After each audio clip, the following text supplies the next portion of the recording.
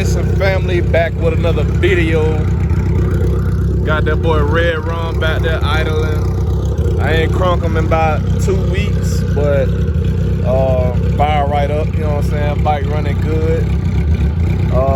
But today, here, let me cut the bike off. Today's gonna be a video on what mods I have done to the bike, mods I plan on doing to the bike, and just go down, you know, costs on some of it. Some of it's more pricier than others, but yeah, man, stay tuned.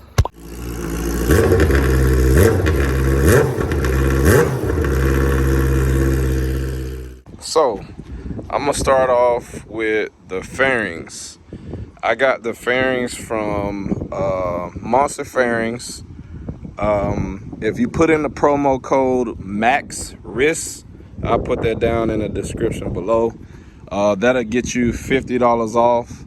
So in total, these fairings cost me like $550.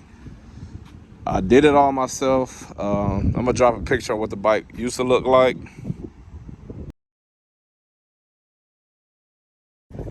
So yeah, bike looks nothing like it did before. But I did it all myself. It took me probably about, let's see, I started at like 11 p.m. and was done by 9 a.m. I went straight through the night. I wanted to cry, bust some knuckles, bled everywhere.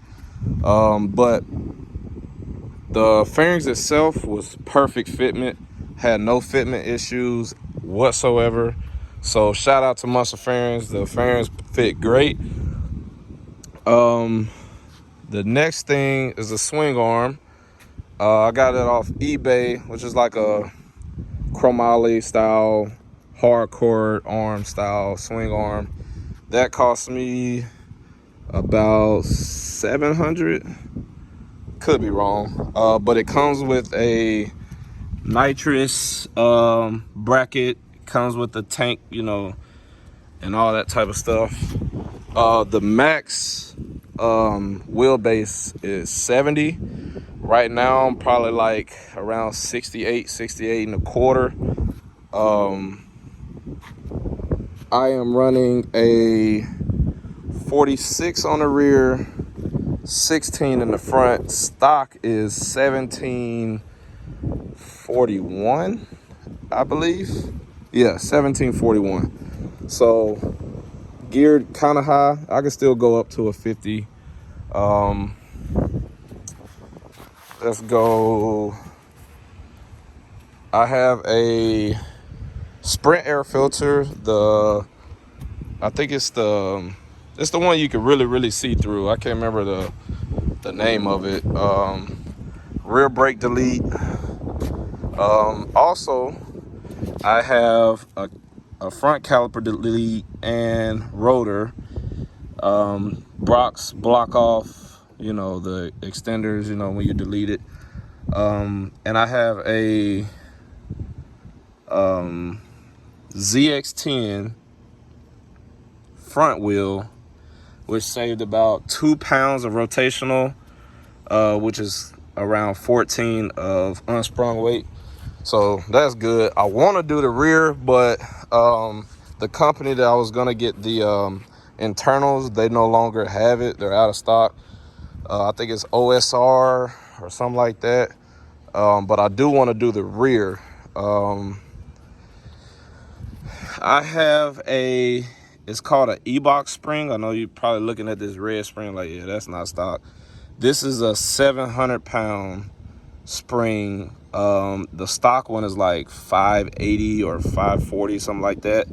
So it's definitely more stiffer. And basically, the reason I didn't go out and get like an M2 and what's the other one, Penske, I didn't have $1,000 to spend. So if you want to go the cheap route and try this out first, this spring was like $70.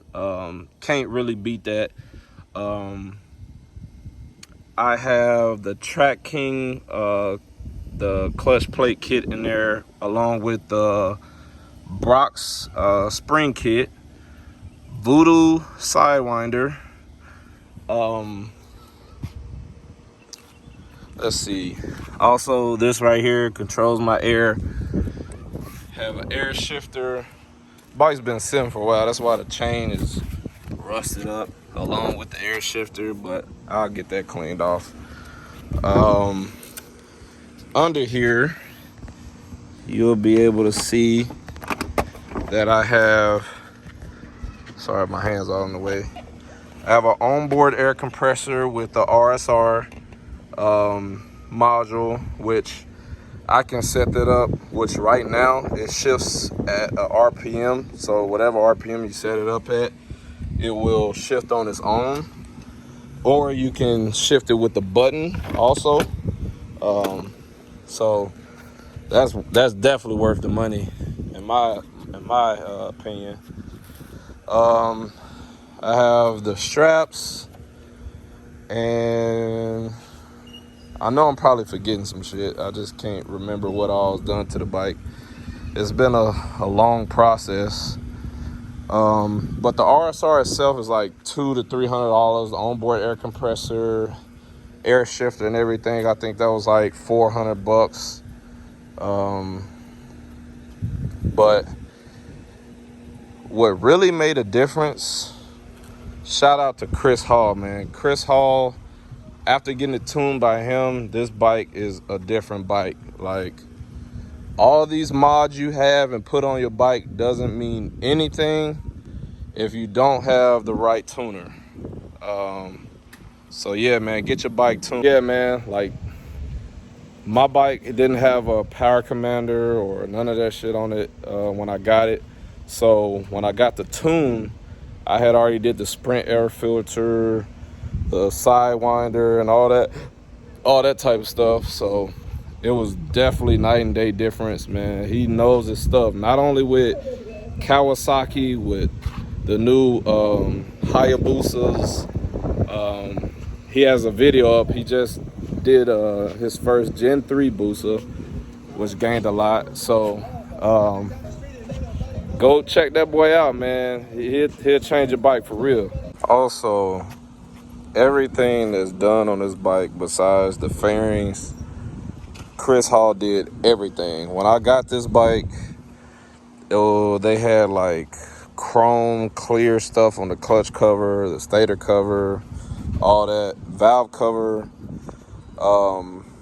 Basically, valve cover, the clutch cover, and the stator cover was leaking. So I had to change all of those, and the gasket was leaking, which if you have a Gen 1 ZX14, you know they're notorious for leaking on one corner or the other. But to him, that was easy. He also didn't charge me an arm and a leg for labor. He's very fast, very affordable, and has the best work that I've experienced on a bike, period. So shout out to Chris Hall, man. I can't say it enough. So I know you probably asking, what all gains did I gain from these type of mods? I can't answer that specifically, but I can take a guess. Looking at a lot of videos on YouTube, a Gen 1 14 makes around 170 to 175 at around 105 to 108 foot-pounds of torque. So just going off that average, which that's a kind of high average, my bike puts down 185 with 110 foot-pounds of torque. And to me, I've raced other ZX14s like mine, and as you know, I'm a heavier guy. I weigh around 270, and I've raced people lighter than me with some of the same mods that I have, and let's just say I walked away with the dub. You know what I mean? So I know every bike's different, every rider's different, but this bike right here runs hard. It runs strong. I haven't had any problems out of this bike whatsoever. But I will say, about a week ago, we had a real bad storm. You probably can't see that. Well, there you go. Had a real bad storm, and basically had a neighbor knock on my door and tell me that my bike was tipped over, and basically gas was everywhere. And that's not scratches from it hitting the ground. That's scratches from, or like bubbling up from the gas sitting on the paint. So that's what happened with that. So my feelings was definitely hurt because of that. But besides that, this bike is perfect, runs damn good. So yeah, man, if you're looking to buy a 14 and you're a bigger guy especially, I definitely recommend you get a zx14, because what's different about these sport touring bikes is the torque. Yeah, these new bikes have the horsepower and all that, but these bikes tote weight way better than those 1000s do. Anybody that's in the riding world, racing world, they'll tell you that, man. These bikes pull weight. That's what they're meant to do. So some of the things I plan on doing with the bike eventually is gonna be, I'm gonna throw some spray on here and see how that goes. But I do plan on doing the Gen 2 bottom end swap. The reason I say bottom end is because with the Gen 1, if you keep the Gen 1 head, you don't have to change out the ECU and all that. And from what I hear, you get more compression from the Gen 1 head on top of a Gen 2 bottom end. So also too, you have to keep this right here, which is like your speed sensor. Besides that, you know, that's the only thing you have to change or keep, so you can run the Gen 2 motor in this. But this bike does, like you saw in the picture, does not look in the slightest how it did when I first got it.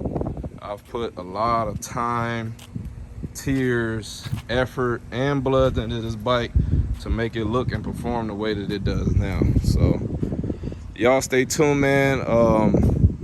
The only mods that I have done and haven't tested at the track is this lighter front wheel and this new suspension setup. I have not ran at the track, but from what I can feel, I definitely know that spring is going to help me out tremendously, because it doesn't squat as much and it's slower on the return.